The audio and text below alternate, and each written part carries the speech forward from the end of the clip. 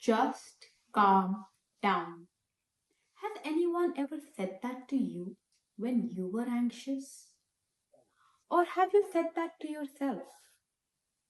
I want to explain to you today why that instruction, however well meaning, is physiologically impossible, and why understanding what anxiety actually is changes everything about how you relate to it. When you experience anxiety, something very specific happens in the brain.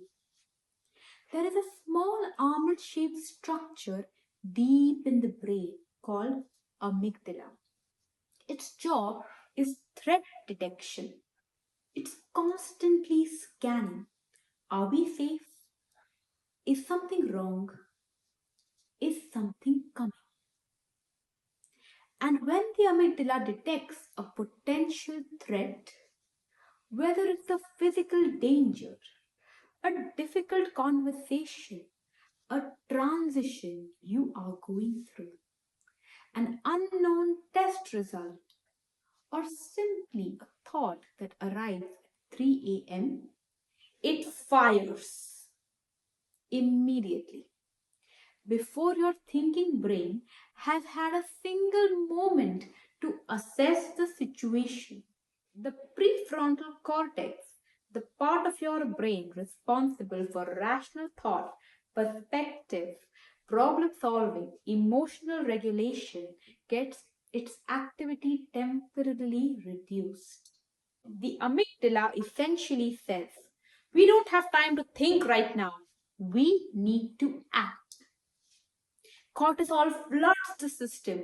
Heart rate rises. Muscles tense. Breath moves high into the chest.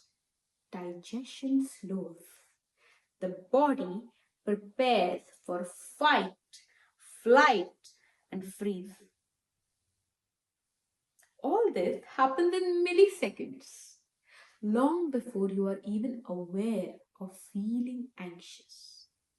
This is why just calm down does not work. The thinking brain is offline. You cannot reason your way out of a physiological state that bypassed reason to get there. Now, here's the part I particularly want you to hear if you are in the middle of something challenging.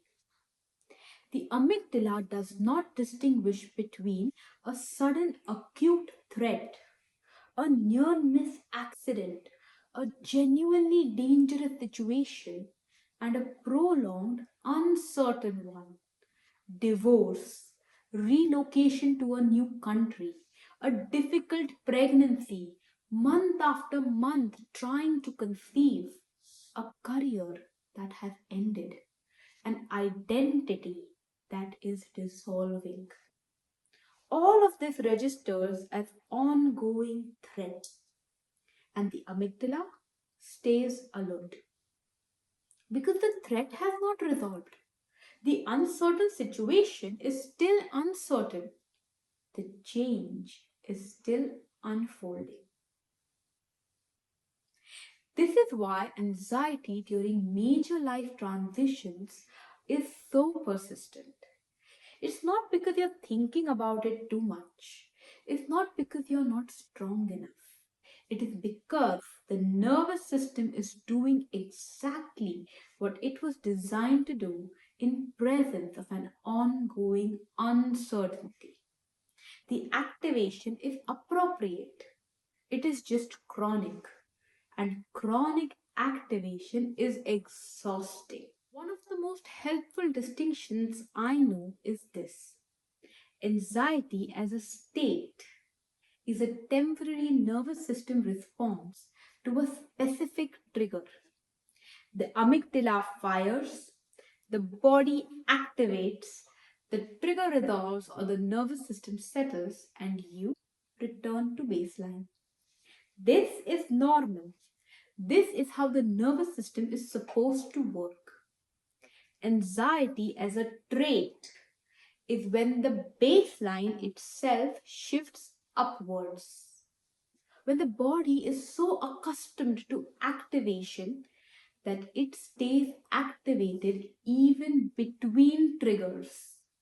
Then, when the resting state is not rest, but a kind of low grade readiness, when you cannot remember the last time you felt genuinely settled. Most of the women I work with describe anxiety not as a state, but as a trait.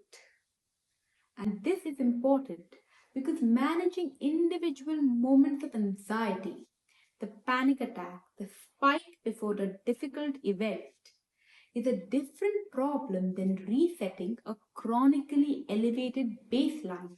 The first can be addressed with strategies. The second requires working directly with the body consistently over time. So, if you cannot think your way out of anxiety, what works? You send the body a different signal, one that it can actually receive. The amygdala communicates through sensations, not language. It does not respond to, I should not feel this way. It responds to physical signals, specifically signals from the vagus nerve, which is the primary pathway of the parasympathetic nervous system. The fastest way to activate the vagus nerve is through the breath, specifically the extended exhale. When you breathe out longer than you breathe in for 4, out for 6,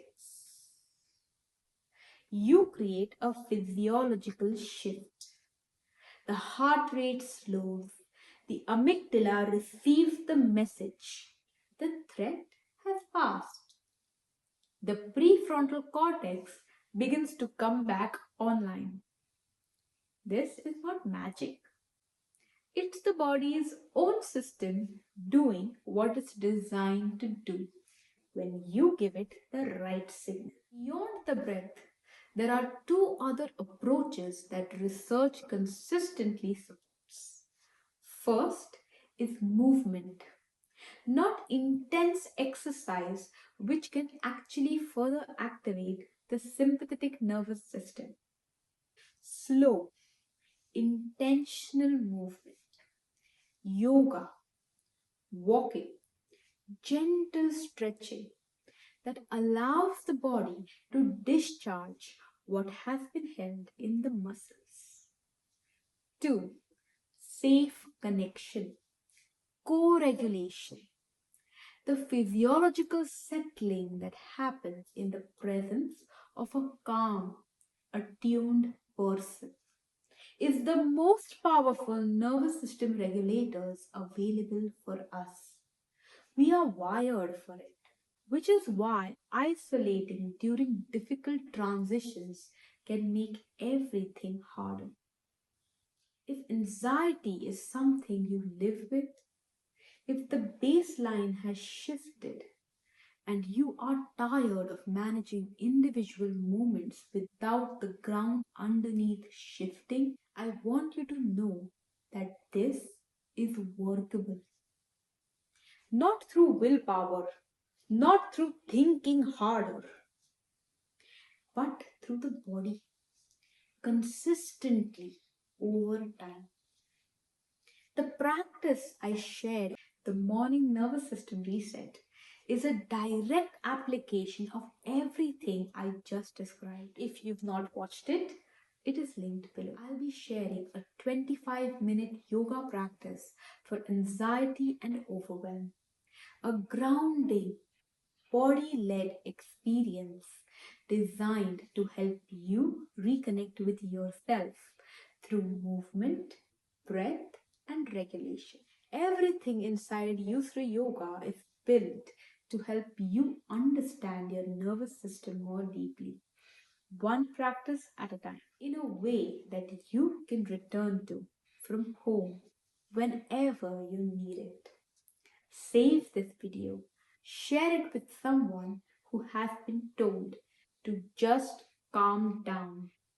They deserve to know why that does not work and what does.